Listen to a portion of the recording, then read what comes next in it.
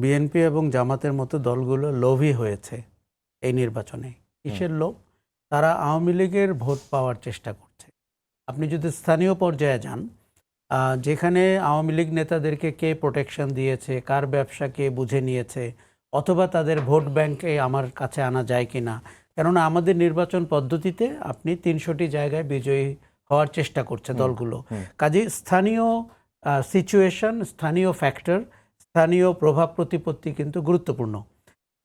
আমরা দেখতে পাচ্ছি পরিষ্কার যে এই জায়গাটিতে জামাত বিএনপি এক লাইনেই হাঁটছে।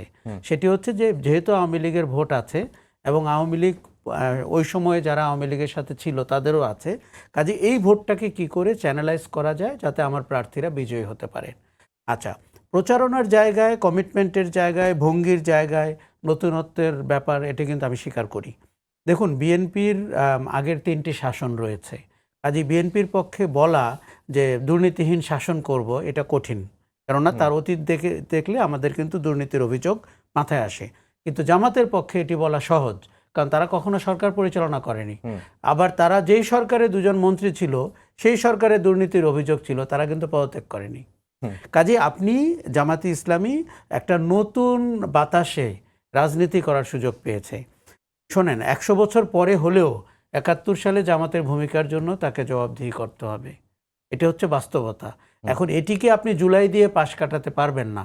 অবশ্যই জুলাইতে জামাত ইসলামী এবং ইসলামিক ছাত্র শিবিরের ভূমিকা ছিল, এবং যেই রাজনৈতিক শক্তির উপরে আপনি অত্যাচার করবেন, জোর করবেন, নিষিদ্ধ করবেন, তারা দ্বিগুণ হয়ে ফেরত আসবে। এটি আমাদের সাম্প্রতিক উদাহরণ। কাজেই আমি বলতে চাচ্ছি যে জামাত ইসলামীর জন্য বলা সহজ যে আমরা দুর্নীতিমুক্ত শাসন দিব, কিন্তু এই বিতর্কও আছে যে ফাইন্যান্সিয়াল দুর্নীতি বড় না এথিক্যাল দুর্নীতি বড়, নৈতিক দুর্নীতি। এটিও কিন্তু আমাদের পরিষ্কার বুঝতে হবে।